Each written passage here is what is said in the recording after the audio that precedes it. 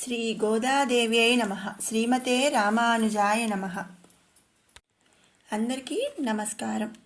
మనకు 2025 ధనుర్మాసం రాబోతుంది కదండి. మరి మనందరికీ తెలిసిన విదితమే, ప్రతి ధనుర్మాసంలో కూడా శ్రీ గోదాదేవి రచించినటువంటి తిరుప్పావైలోని 30 పాసురాలను మనం స్మరిస్తూ ఉంటాము. అలాగే మరి అసలు ఈ గోదాదేవి ఎవరు, అలాగే ఈ తిరుప్పావై ఎలా వచ్చింది, ఈ తిరుప్పావైలోని 30 పాసురాల యొక్క విశేష అర్థం ఏమిటి, మరి ఏం చేయాలి ఏంటి అనే ఎన్నో విషయాలైతే మనం తెలుసుకుందామండి. ప్రతిరోజు కూడా నేను ఏ రోజుకి సంబంధించిన పాసురం ఆ రోజున మరి దాని యొక్క విశేష అర్థంతో పాటుగా మీకు షేర్ చేస్తాను. మనకు అందించిన వాటిల్లో ఒక గొప్ప ఇది తిరుప్పావై అండి. కాబట్టి మరి అందరూ కూడా తిరుప్పావై సేవించుకొని ఆ గోదాదేవి యొక్క, ఆ శ్రీరంగనాథుడి యొక్క అనుగ్రహానికి పాత్రులు కావాలి అని ఆశిస్తున్నాను. మానవుని విపరీత ధోరణికి విసిగిపోయి మంచి ఏర్పడడానికి అవతరించినటువంటి వాడే మాధవుడు. ఎవరండి మాధవుడు అంటే? శ్రీకృష్ణ పరమాత్ముడు. ఆయన నీలాభవనంలో నిద్రించాడంట. బిడ్డల దోషాలను క్షమించి లాలనతో సన్మార్గం చూపించడం మరి పెద్దల వంతు కదండి. అంతేగాని వాళ్ళని మరిచిపోయి విడిచిపెట్టరు కదా. మనం ఏమన్నా తప్పులు చేసినా సరే మరి మనల్ని, మన తప్పులని క్షమించి మనల్ని మంచి మార్గంలో, సన్మార్గంలో పెడుతూ ఉంటారు కదా. అదేవిధంగా మరి శ్రీకృష్ణ పరమాత్ముడు కూడా చేశాడంట. లేలేమని శ్రీకృష్ణుని మేల్కొల్పి కర్తవ్య బోధ చేసినటువంటి ఉదార చరితే శ్రీ ఆండాళ్. అసలు ఆండాళ్ ఎవరండి? ఆమె అసలు పేరేమిటి? ఆమె ఎలా ఆండాళ్ అయ్యింది అనేది మనం ఇప్పుడు తెలుసుకుందాము. శ్రీ విల్లిపుత్తూరు పట్టణంలో విష్ణు చిత్తులు అనే భక్త శిఖామణికి తులసివనంలో అయోనిజగా ఈమె లభించింది. కాబట్టి మనం ఈమెను మరి గోదాదేవిని భూదేవి అంశగా మనం చెప్పుకుంటూ ఉంటాము. ఈమె కూడా భగవంతునికి ఒక మాలిక అని భావించి కోతై అని శ్రీ విష్ణు చిత్తుల వారు పిలిచారంట. ఆ పేరే పరంపరగా, అంటే ఉండంగా కోతై అల్లా గోదాగా మారిపోయింది. ఈ విష్ణు చిత్తుల వారు తమిళనాడులో ఉంటారండి. కాబట్టి అక్కడ కోతై మన తర్వాత రానున్న కాలంలో ఏమైందంటే గోదాగా మారిపోయిందనమాట.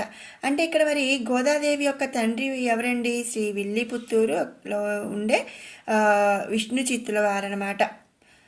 తండ్రి భగవానుని కోసం గుచ్చిన మాలికలను ముందుగా తాను ధరించి తగుదునా స్వామికి అని చూసుకునేది బాలగోద. మరి ఏ రోజుకి ఆ రోజు, అంటే తులసివనంలోని తులసి మాలను విష్ణు చిత్తుల వారు మాలగా కూర్చి దాన్ని శ్రీ రంగనాథ స్వామికి ఇచ్చేవాళ్ళంట. ఆ మాలికను ముందుగా ఏం చేసేదండి బాలగోద?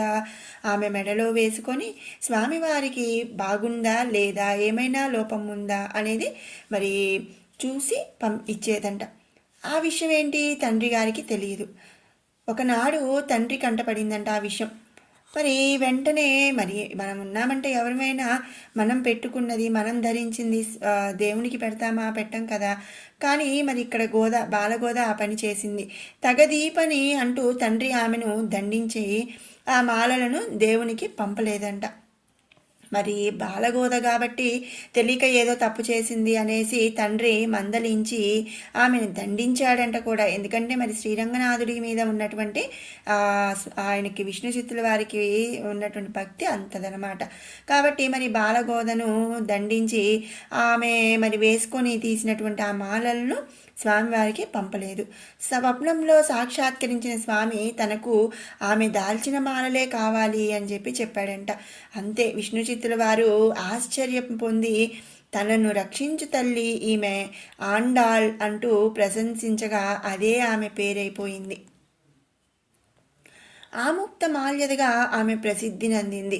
అంటే ఏంటంటే ఆమె ధరించినటువంటి మాలను స్వామివారికి పంపించేది కాబట్టి ఆముక్త మాల్యదగా ఆమె ప్రసిద్ధి పొందింది.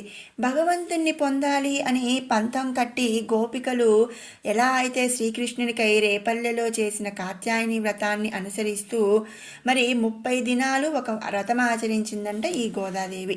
రోజుకొక పాటను స్వామి ముందు ఆసువుగా గానం చేసింది. వాటినే మనం ఇప్పుడు తిరుప్పావై 30 రోజులు 30 పాసురాలు అని చెప్తున్నాము.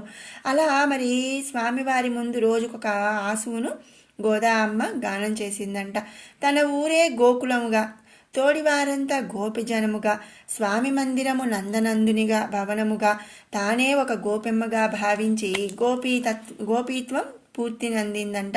అంటే ఆమె చూడండి, గోదాదేవి ఎక్కడుందండి? విల్లిపుత్తూరులో ఉంది. ఆమె విష్ణు చిత్తుల వారి ఇంట్లో ఉంది. ఇది వచ్చేసరికి కలియుగంలో జరిగిన విషయం అన్నమాట. అయితే ఆమె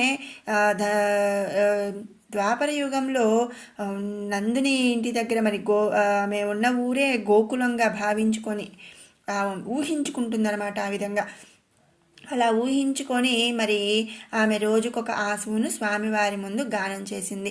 ఇక చివరి రోజున శ్రీకృష్ణుడు ప్రసన్నుడై తన అభీష్టమును నెరవేరుస్తాడు అన్నాడు. సకల భోగాలు ప్రసాదిస్తానన్నాడు. గోదాదేవి భోగములందిన దినము కాబట్టి ఆ రోజు భోగి అయింది. మనము భోగి పండుగ చేసుకుంటాం కదండి, ఆ రోజు అనమాట. 30 రోజులు ధనుర్మాసం 30 రోజులు కూడా రోజుకొక ఆసువు చొప్పున స్వామివారి ముందు గానం చేసిందనమాట. ఎందుకు? ఆ స్వామినే పొందాలి అనే పంతం కట్టి. ఇక ఆఖరి రోజు భోగి రోజు ఆమె ఆ భోగి అనే మాట ఎందుకు వచ్చిందండి? గోదాదేవికి భోగములు అందినయి కాబట్టి ఆ రోజున భోగి అయింది. ఇక భగవంతుని ప్రాప్తికై ఆమె పడిన తిరుప్పావై సర్వమానవాళికి కూడా సన్మార్గాన్ని, ఉపనిషత్సారాన్ని ప్రదర్శించే అపురూప విజ్ఞానకని అనమాట. సర్వశాస్త్ర సారము ఇందులో ఇమిడి ఉంది. ఇది పాడిన వారికి సకల అభీష్టములు సులువుగా సమకూర్తాయని గోదాదేవి తన ఆచరణలో నిరూపించిందంట. ధరించి విడిచిన ఒక మాలతో స్వామిని బంధించింది. స్మరించి పలికిన పాటల మాలతో బంధించింది. ఆశ్రితుల రక్షణలో భగవాన్ని నిర్బంధించింది ఆ గోదాదేవి. చూడండి ఎంతటి ఆమె భక్తి ప్రేమ ఎంతగా ఉందో చూడండి. ఆమె మాల ఎన్ని మాలలు ఉంటాయండి స్వామివారికి? ఎన్ని కావాలంటే అన్నీ ఉంటాయి. కానీ ఆమె ధరించి విడిచినటువంటి మాలే స్వామివారికి కావాలి అని చెప్పి అడిగారట. ఆ పాసురముల నొక్కొక్కటిగా అందుకొని ఆ మార్గమును అనుసరించుట మానవ జన్మకు సార్థకం, సాఫల్యం ఇస్తుంది. తన వంటి యోగ్యతను మనకు ప్రసాదించమని ఆమెను మనం ఒక శ్లోకంతో అయితే ప్రార్థిద్దాము. నీలాతుంగస్తనగిరితటీ సుప్తముద్యోధ్య కృష్ణం పారాధ్యం స్వం శృతిశతశిరసిద్ధమధ్యాపయంతి స్వోచ్ఛిష్టాయాం స్రజి నిగళితాం యా బలాత్కృత్య భుంక్తే గోదాతస్తే నమ ఇదమిదం భూయ ఏవాస్తు భూయః. அன்னவயல் புதுவை ஆண்டாள் அரங்கற்கு பன்னு திருப்பாவை பல்பதியம் இன்னிசையால் பாடிக் கொடுத்தாள் நற்பா மாலை பூமாலை சூடி கொடுத்தாளே சொல்லு சூடிக் கொடுத்த சூடர் கொடியே சொல்பாவை பாடியருள வல்ல பங்வன் யாம் நாடினி வேங்கடவர்க்கென்னை விதி என்ற விம்மாத்தம் நாம் கடவா வண்ணமே நல்கு. ఈ విధంగా మనం ఏం చేసామండి? ఆమె ఏ విధంగా అయితే యోగ్యత పొందిందో ఆమె తన వంటి యోగ్యతను మనకు ప్రసాదించమని చెప్పి ఈ శ్లోకంలో మనం గోదాదేవిని స్మరిస్తున్నామన్నమాట. అంతేకాకుండా గోదాదేవి 30 రోజులు పూర్తయిన తర్వాత విష్ణు చిత్తుల వారికి స్వామివారు కలలో కనిపించి ఆ అమ్మవారిని తీసుకొచ్చి తనకు ఇచ్చి వివాహం చేయమని చెప్పటం. ఆ తర్వాత విష్ణు చిత్తుల వారు గోదా అమ్మను స్వామివారికి శ్రీరంగనాథునికి ఇచ్చి వివాహం చేయటం, అచ్చామూర్తిలో ఆ తల్లి కలిసిపోవటం అనేది జరిగిందనమాట. అయితే 30 రోజుల్లో అమ్మవారు ఏం చేసిందంటే గోదా అమ్మవారు ఒక రోజున మరి ఒక గంగాళానికి పాలు వెన్న మరి పాయసం ఇవన్నీ ఇస్తాను అని చెప్పి స్వామివారికి చెప్పింది. అయితే మరి 30 రోజులు పూర్తి అవ్వకుండా అయిపోవడంతోనే మరి స్వామివారితో వివాహం జరగటం, ఆమె అర్చనామూర్తిలో కలిసిపోవటం జరిగింది. కాబట్టి ఆ తరువాత మరి ఆ తల్లి యొక్క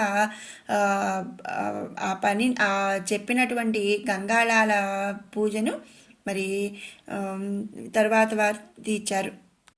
శ్రీ రామానుజాచార్య వారు మరి తర్వాత తరంలో ఏం చేశారంటే గోదాదేవిని వారి ఇంటి ఆడపిల్లగా భావించి ఆ తల్లి మొక్కుకున్నటువంటి గంగాళం పాలు అవన్నీ ఇస్తాను అని చెప్పిందో వాటిని ఆ తల్లి ఒక్క గంగాళం అని అంటే స్వామివారి రామానుజాచార్యులు గారు మరి 108 గంగాళాల తో మరి అవన్నీ కూడా అంటే పాయసం ఇవన్నీ కూడా స్వామివారికి సమర్పించారనమాట తన ఇంటి ఆడపిల్లగా భావించి.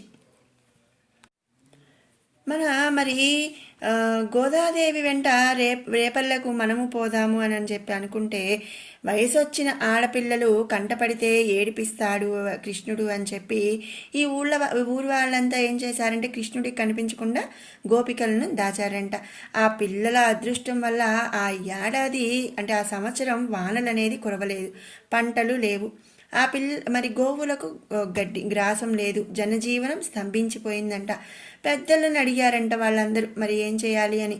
ఆడపిల్లలు వ్రతం చేస్తే వానలు వస్తాయి అన్నారు. వ్రతానికి నాయకుడు ఒకడు కావాలన్నారు. ఇష్టం లేకున్నా సరే మరి వాళ్ళందరూ కూడా కృష్ణుడిని తమ స్వార్థం కోసం ప్రార్థించారంట. ఏమని? తమ పిల్లలకు కృష్ణుని చేరపెట్టి తమ అవసరాలను తీర్చే వ్రతం చేయించమని చెప్పారంట.